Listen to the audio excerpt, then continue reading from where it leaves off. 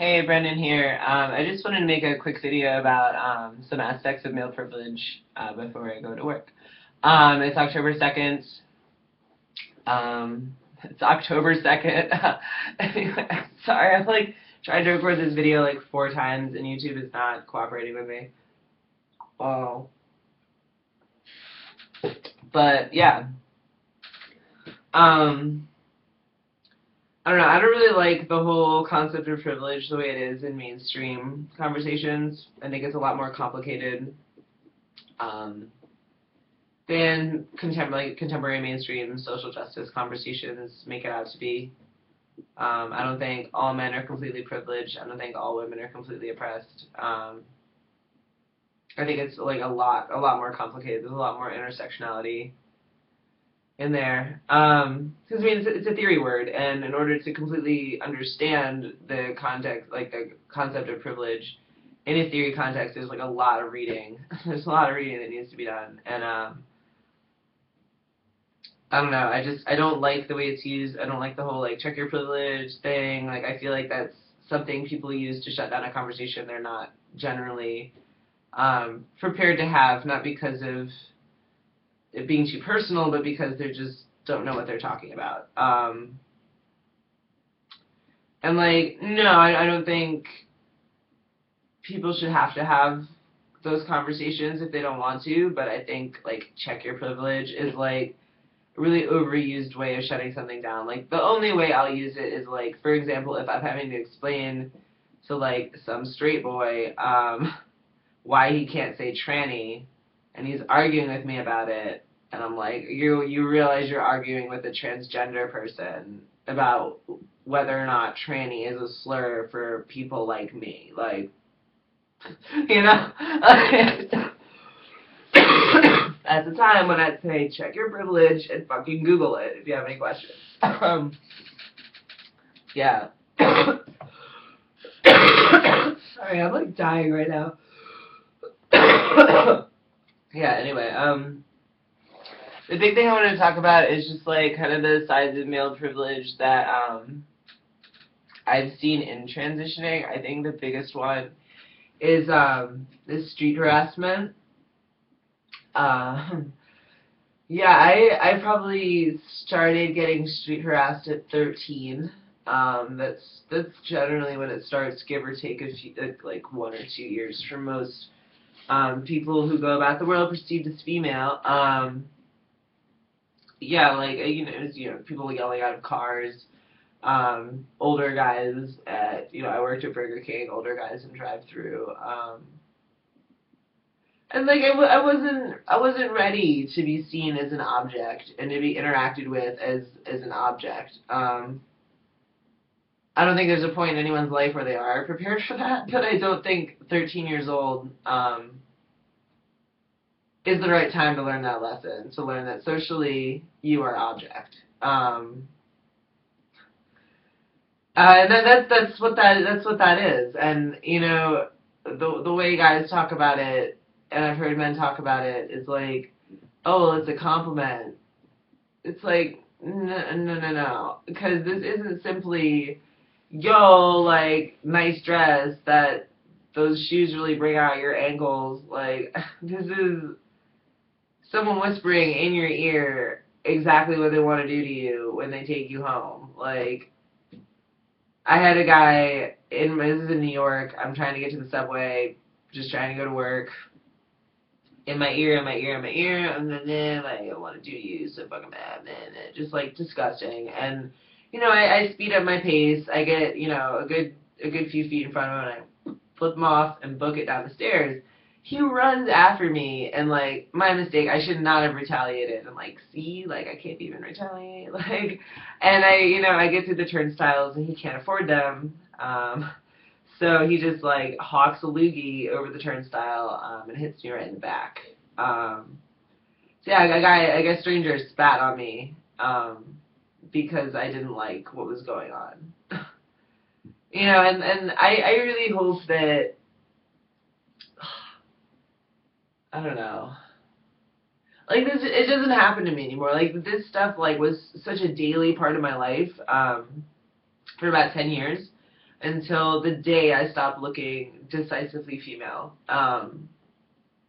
I'm sure, like, I get shit for walking around the world as a trans guy, but it's nowhere near what I would get being perceived as a woman. I'm able to walk around and no one talks to me. I can go to work. I can go to Starbucks. I can go, like, I don't go to the gym, but if I went to the gym, I could go to the gym, and I don't have people sexualizing me and objectifying me en route to where I'm going. You know, I don't have to deal with, oh, what are you reading, or oh, what are you listening to, like, when I have headphones on my head, which is a clear sign that, like, I don't want to be spoken to, like, and these are things that women have to deal with all the time, and so, you know, as in a female space, I was on guard constantly, like, and now I can walk places and I can daydream, I can, like, I can think, I can, like, choose something other than, like, wait to be approached and wait to have to, like, you know, fight for myself. Sorry, it's just, like, it's really hard, like, to be in a female space and be interacted with that way. And it really frustrates me when I run into guys who think this kind of thing is over exaggerated or doesn't happen, and it's because it doesn't happen to men. And I can tell you that firsthand, from living the first half of my life in a female space and then coming over to a male space. It does not happen to men. It stopped, like, complete 180. And, like, if you don't want to believe someone who's lived that, like, active change of social space in one frickin' lifetime, like, I don't really know who you're going to trust when it comes to this sort of thing. And I mean, some people say there's, like, advantages to being female. I think that's, like, the one argument to male privilege is, like, oh, well, women don't have to pay for drinks. Or, oh, well, a woman will never have to be alone ever. Or, oh, like, a woman never has to pay for dinner. Or, like, all those are informed by the idea that a woman is an object who can be bought and sold. Like, when a guy is buying all your drinks at the bar, he's not doing it to be nice. He's doing it because he wants to have sex with you. He's expecting that you're going to fuck him if he buys you enough drinks. Like, it's currency. You are currency. Like, when a guy, like, buying you dinner is another thing. Your affection is being bought. Your companionship is being bought. And it's an ugly system. And, like, people talk about chivalry, but, like, I mean, I had a guy tell me that the feminist movement had, like, robbed women of something special. Like, men used to stand when women walked in the room. And it's like, men used to, like, treat women like delicate little flowers because they were socially useless and treated as such, and were, like, an object, like, and a trophy, and a status symbol, much like your cows or your estate. Like, the whole idea of chivalry is entirely based on the idea that women are worthless and delicate and cannot fend for themselves and need a man to do that for them. So, like,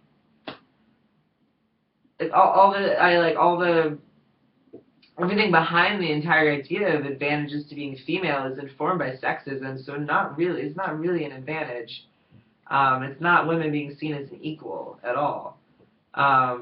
You know, another one that's mentioned is that, like, a woman's not going to get punched back, and that's totally true in a lot of situations. Like, I used to be really mouthy on the street to guys who were street harassing other women.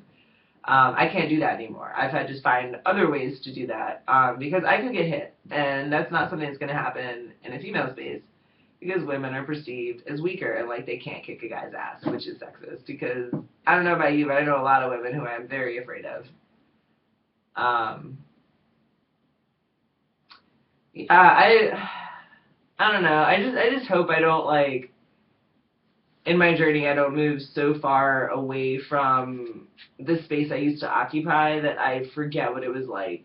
Because I always want to have this level of empathy with what it's like to be perceived as female in the world. Because it's hard, and I think that